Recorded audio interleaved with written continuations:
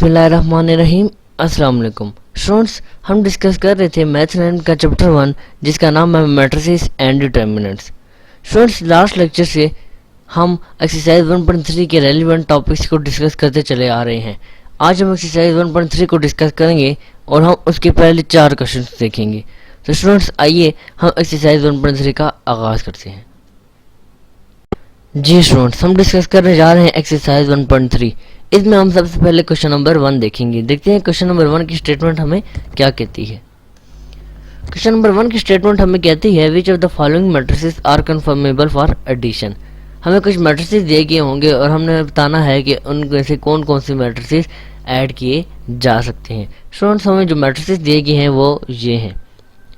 ज़रा रिकॉल करें, हमने एडिशन ऑफ अ मैट्रिक्स में दो या दो से ज़्यादा मैट्रिसेस को ऐड करने की क्या कंडीशन डिस्कस की थी।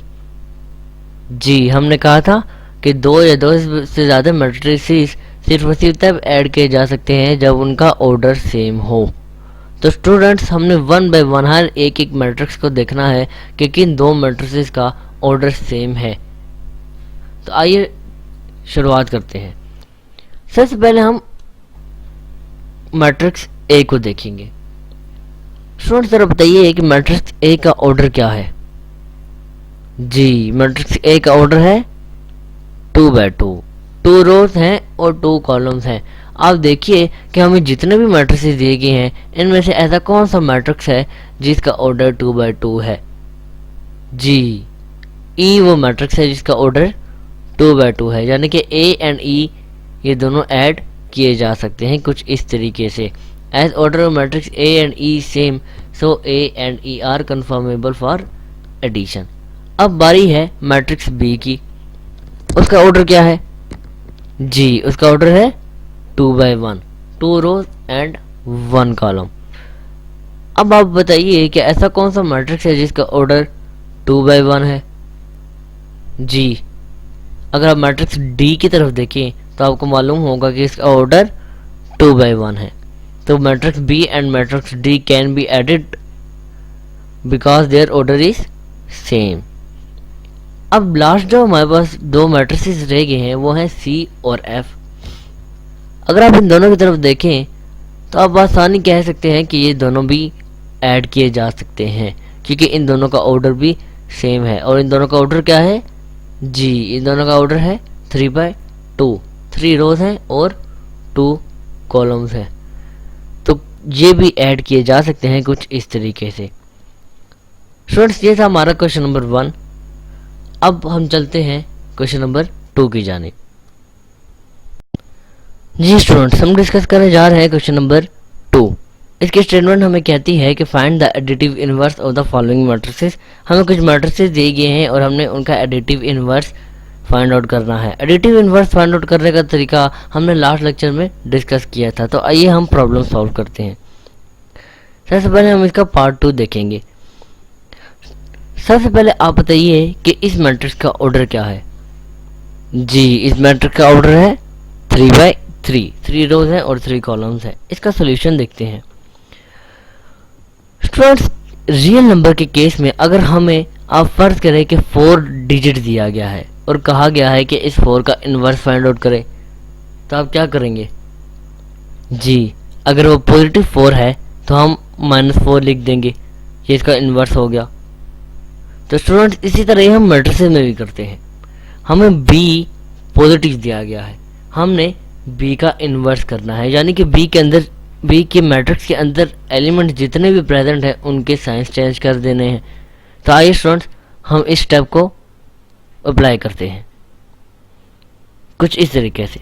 देखिए स्टूडेंट्स, हमने माइनस को अंदर मल्टीप्लाई कर देना है, हमने इसका इन्वर्स ले रहे हैं कुछ इस तरीके से। जब हम लेंगे तो जब माइनस अंदर जाके मल्टीप्लाई होगा तो वो सारे एलिमेंट्स के साइंस को चेंज कर देगा। तो हम कह सकते हैं कि हमने मैट्रिक्स बी का एडिटिव इनवर्स फाइंड आउट कर लिया है। आइए स्टूडेंट्स, अब इसके फोर्थ पार्ट की तरफ मूव करते हैं। फोर्थ पार्ट जो है वो इसका ये है डी। स्टूडेंट्स, हमने दोबारा इसका एडिटिव इनवर्स फाइंड आउट करना है, यानी कि इसके मैट्रिक्स के अंदर मौजूद सारे एलिमेंट्स के साइंस चेंज करने हैं। इनको माइनस से मल्टीप्लाई करना है, इनका इन्वर्स फाइंड आउट करना है। जब हम माइनस को अंदर मल्टीप्लाई करेंगे तो जाहिर है सारे साइंस चेंज हो जाएंगे और हमारे पास ये मैट्रिक्स हासिल होगा जो कि एडिटिव इन्वर्स है मैट्रिक्स डी का। स्टूडेंट्स इसका लास्ट पार्ट जो हम सॉल्व करेंगे वो है 6 एफ। स्टूडेंट्स एफ हमें दिया गया है मैट्रिक्स 2x2 ऑर्डर का और हमने इसका एडिटिव इन्वर्स फाइंड आउट करना है। इसका एडिटिव इन्वर्स हम कुछ इस तरीके से फाइंड आउट करेंगे जैसे हमने लास्ट अभी डिस्कस किया कि इसकी साइंस हम चेंज कर लेंगे तो इसका इन्वर्स फाइंड आउट हो जाएगा। जब हम माइनस को अंदर मल्टीप्लाई करेंगे तो कुछ इस तरीके से होगा और हमारे पास ये आंसर आएगा और हम कह सकते हैं कि हमने मैट्रिक्स एफ का एडिटिव इन्वर्स फाइंड आउट कर लिया। स्टूडेंट्स ये तो हमारे लिए कोई मुश्किल का काम नहीं था। आइए अब क्वेश्चन नंबर 3 को डिस्कस करते हैं। जी स्टूडेंट्स क्वेश्चन नंबर 3 में हमें कुछ मैट्रिसेस दिए गए हैं और हमें फाइंड आउट करने को कहा गया है। इसका सेकंड पार्ट देखते हैं। बी प्लस एक मैट्रिक्स हमें बी के साथ दिया गया है जिसको हमने बी के साथ ऐड करना है और जो बी के साथ हमें मैट्रिक्स दिया गया है जो हमने मैट्रिक्स बी के साथ ऐड करना है उसका ऑर्डर क्या है। सबसे पहले तो आप ये बताइए। जी इसका ऑर्डर है 2/1, 2 रोज है और 1 कॉलम है। अब आप क्वेश्चन की तरफ देखिए कि बी मैट्रिक्स का ऑर्डर क्या है। जी बी मैट्रिक्स का ऑर्डर है 2/1 यानी कि जो हमें मैट्रिक्स दिया गया है वो भी 2/1 का है और जो मैट्रिक्स बी है वो भी 2/1 का है यानी कि इनका ऑर्डर सेम है। एडिशन के लिए सिर्फ एक ही हमारे पास थी कंडीशन कि उन दो मैट्रिसेस का ऑर्डर सेम होना चाहिए तभी वो ऐड हो सकते हैं। तो हमारे पास ऑर्डर सेम है तो हम आसानी से इन दोनों मैट्रिसेस को ऐड कर सकते हैं। तो आइए स्टूडेंट्स अब इनको ऐड करते हैं। हम putting the value of matrix B जब करेंगे, जब बी की वैल्यू पुट करेंगे कुछ इस तरीके से, तो हम इस तरह ऐड करेंगे 1 - 2। आप जानते हैं कि प्लस माइनस माइनस हो जाता है तो 1 - 2 और -1 + 3। जब हम इसको सोल्व करेंगे तो हमारे पास ये आंसर आएगा जो कि एक 2/1 ऑर्डर का ही मैट्रिक्स है। आइए स्टूडेंट्स अब इसका नेक्स्ट पार्ट सोल्व करते हैं। नेक्स्ट पार्ट जो हम सोल्व करेंगे वो है फोर्थ पार्ट। हमें फिर से एक मैट्रिक्स दिया गया है डी के साथ जिसको हमने डी के साथ ऐड करना है। अब बताइए कि इस मैट्रिक्स का ऑर्डर क्या है। जी इस मैट्रिक्स का ऑर्डर है 2/3, 2 रोज है और 3 कॉलम्स हैं। और अगर आप बुक में इस क्वेश्चन को देखें कि हमें डी की जो क्या वैल्यू दी गई है तो डी की जो वैल्यू हमें दी गई है उसका भी ऑर्डर 2/3 ही है। तो हम आसानी से डी मैट्रिक्स को और जो मैट्रिक्स हमें डी के साथ ऐड करना है उन दोनों को हम ऐड कर सकते हैं। तो आइए इसकी सोल्यूशन की तरफ मूव करते हैं। हम जब डी की वैल्यू पुट करेंगे कुछ इस तरीके से तो इनके कोरस्पॉन्डिंग एलिमेंट्स को ऐड करते चले जाएंगे। जब हम ऐड करेंगे तो इस तरीके से ऐड करेंगे और जब ऐड करके हमारे पास जो आंसर आएगा तो जाहिर है वो भी एक 2/3 ऑर्डर का ही मैट्रिक्स होगा कुछ इस तरीके से। स्टूडेंट्स देखिए ये बहुत आसान से क्वेश्चंस हैं। इसके नेक्स्ट पार्ट के हम देखते हैं। नेक्स्ट पार्ट जो हम देखेंगे इसका वो है फिफ्थ पार्ट 2a। इस दफ़ा स्टूडेंट्स ना हमने ऐड करना है मैट्रिक्स को ना ही सब्ट्रैक्ट करना है। इस दफ़ा हमने मैट्रिक्स को मल्टीप्लाई करना है। स्टूडेंट्स ज़रा रिकॉल कीजिए ये कॉन्सेप्ट हमने किस लेक्चर में डिस्कस किया था। जी ये कंसेप्ट हमने multiplication of a matrix bye a real number में डिस्कस किया था यानी कि मैट्रिक्स को रियल नंबर से मल्टीप्लाई कर दिया था हमने उसमें। स्टूडेंट्स हमें जो ए मैट्रिक्स दिया गया है उसको हमने 2 से मल्टीप्लाई करना है। उसके हर एक एलिमेंट को हमने 2 से मल्टीप्लाई करना है। तो आइए इस स्टेप को हम फॉलो करते हैं। हम ए की वैल्यू जब पुट करेंगे कुछ इस तरीके से 2/2 ऑर्डर का ए मैट्रिक्स हमारे पास, जब हम 2 को मल्टीप्लाई करेंगे तो 2 अंदर जाके हर एक एलिमेंट से मल्टीप्लाई होगा कुछ इस तरीके से और जब मल्टीप्लाई होगा तो हमारे पास आंसर ये आएगा जो कि एक 2/2 ऑर्डर का ही मैट्रिक्स है। फ्रेंड्स आइए अब इसके 7th पार्ट को देखते हैं। 7th पार्ट में भी हमें सी मैट्रिक्स को -2 से मल्टीप्लाई ही करना है। तो आइए हम इसको अप्लाई करते हैं। सी की वैल्यू जब हम पुट करेंगे कुछ इस तरीके से सी इसका ऑर्डर है 1/3 और आप देख सकते हैं कि ये एक रो मैट्रिक्स भी है। जब हम -2 को अंदर जाके मल्टीप्लाई करेंगे कुछ इस तरीके से, तो हमारे पास आंसर जो आएगा वो एक 1/3 ऑर्डर का ही मैट्रिक्स होगा। स्टूडेंट्स, हमने क्वेश्चन नंबर 3 को भी डिस्कस कर लिया। आइए अब आज के लेक्चर के लास्ट क्वेश्चन जो कि क्वेश्चन नंबर 4 है उसको डिस्कस करते हैं। जी स्टूडेंट्स, हम डिस्कस करने जा रहे हैं क्वेश्चन नंबर 4।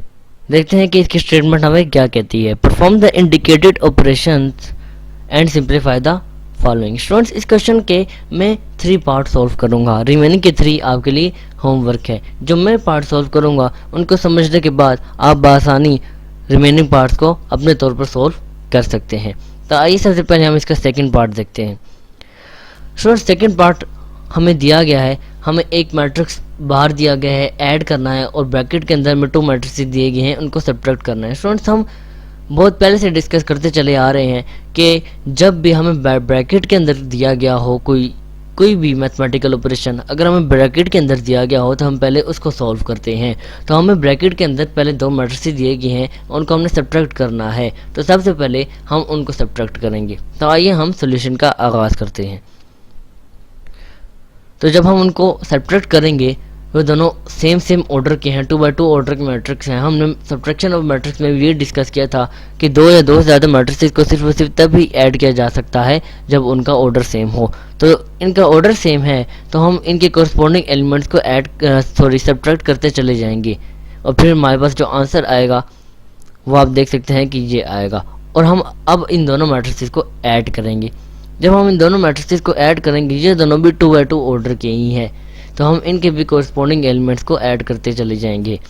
हम इस तरीके से इनका ऐड करेंगे और जब ऐड करेंगे तो हमारे पास जो आंसर आएगा वो ये है, जो कि एक 2/2 ऑर्डर का मैट्रिक्स है। स्टूडेंट्स, आइए अब इसके नेक्स्ट पार्ट को देखते हैं जो कि पार्ट नंबर 4 है। स्टूडेंट्स, हमें 2 मैट्रिक्स दिए गए हैं और हमने इन दोनों को ऐड करना है। सबसे पहले तो आप बताइए कि इन दोनों मैट्रिक्स का ऑर्डर क्या है। जी, इन दोनों मैट्रिक्स का ऑर्डर है 3/3।